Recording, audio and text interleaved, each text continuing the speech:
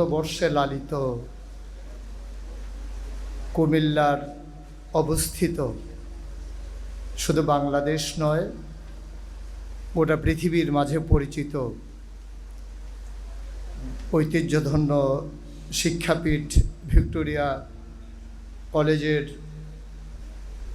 আজকের এই নবীনবরণ অনুষ্ঠান, যার আয়োজনে বাংলাদেশ ইসলামী ছাত্র শিবির প্রাণের সংগঠন, যাই সংগঠন মুশতাক ফয়েজিকে আজকে এখানে দাঁড়াতে প্রস্তুত করেছে, যে সংগঠন তিল তিল করে শুধু এক মুশতাক ফয়েজি নয়, হাজারো ছাত্র জনতাকে তিল তিল করে লক্ষ্যের চূড়ান্ত পর্যায়ে পৌঁছে দেওয়ার জন্যে অভিভাবকত্ব নিয়ে দায়িত্ব পালন করে আজ অবধি তার নিজস্ব দায়িত্ব পালন করছে। সে প্রাণের সংগঠন ইসলামী ছাত্র শিবির কর্তৃক আয়োজিত আজকের আয়োজনে উপস্থিতি সম্মানিত সভাপতি, প্রধান বক্তা, ইতিমধ্যে যিনি কথা বলেছেন, যার কথাগুলো শুনছিলাম মন্ত্রমুগ্ধের মতো, যার কথাগুলো ইতিহাস স্মরণ করিয়ে দেয়,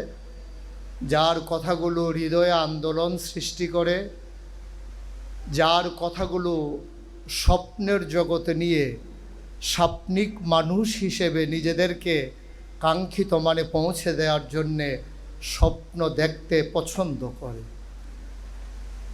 ভারতের প্রয়াত সাবেক রাষ্ট্রপতি এপিজে আব্দুল কালাম, যিনি বলেছিলেন, স্বপ্ন তো তাই যা আমাকে ঘুমোতে দেয় না, স্বপ্ন তা নয়। যারা বাংলাদেশকে মাথা উঁচু করে দাঁড় করানোর জন্যে নিজেদের লালিত স্বপ্নকে শানিত করার পাশাপাশি যারা অন্যায়ের বিরুদ্ধে টান টান করে বুক পেতে দিয়ে জালেমের বুলেট নিতে সাহসিকতার সাথে তারা দৃষ্টান্ত নজির স্থাপন করে।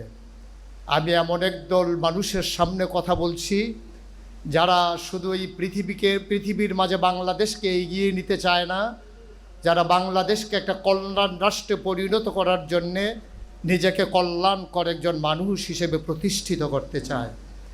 আজকে আকাশে যখন মেঘের ঘনঘটা, বাইরে যখন বৃষ্টির রিমঝিম বরিশন ধারা, স্বাভাবিকভাবেই হলের জানালা ঘেঁষে বসে বসে বৃষ্টিতে কাক ভেজা দেখতে যেমন পছন্দের, যেমন করে আরাম করে পাতলা কাঁথা মুড়ি দিয়ে ঘুমানোর দিন, সেই সময়ও যারা আজকে এই হলরুমকে সুসজ্জিত করেছেন, যারা সার্থক করেছেন আয়োজনকে, যারা এই সুন্দর আয়োজনে এক একটা, যদি এই সার্থক আয়োজনকে বাগান বলি, আর আপনারা এক একটা ফুটন্ত কলি থেকে ফুল হয়ে ফুটেছেন, ফুটাতে চেয়েছেন, যাদের এই আজকের আয়োজনে উপস্থিতি, সম্মানিত উপস্থিতি, আমরা ভুলে গেছি নিজের পরিচয়, আমরা ভুলে গেছি আমাদের নিজেদের ঠিকানা।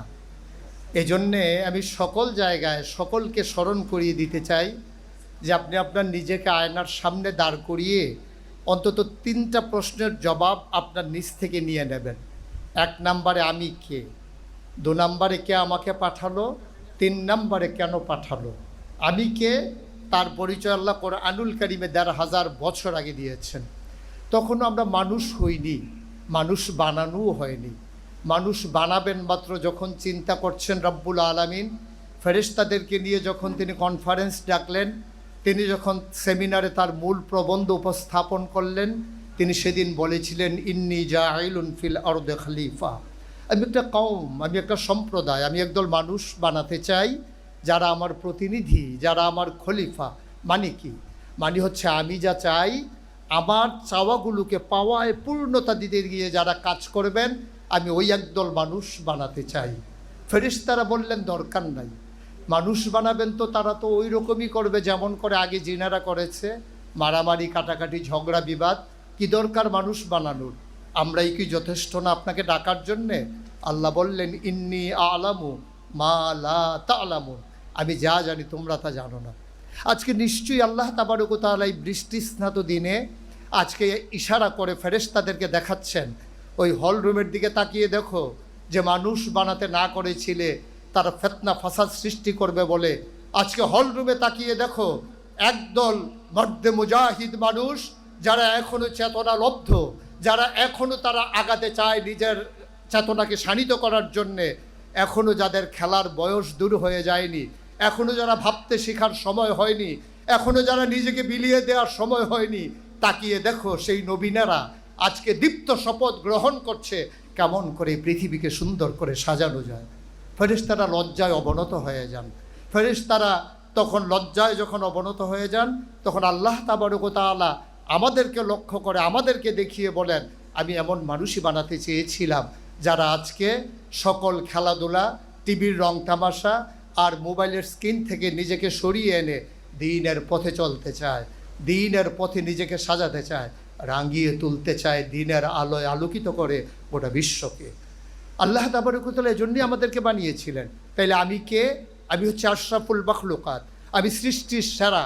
ফেরেশতাদের বাধা সত্ত্বেও যিনি আমাদেরকে তৈরি করেছিলেন উসওয়াতুন হাসানা, আইডল, আইকন, মানুষের মডেল হিসাবে।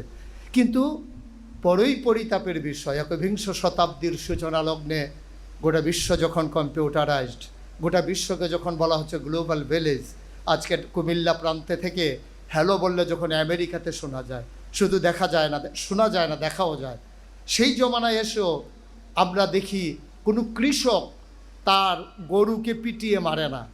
আমরা দেখি কোনো ছোট্ট ছেলে তার শখের কুকুরটাকে পিটিয়ে মারে না।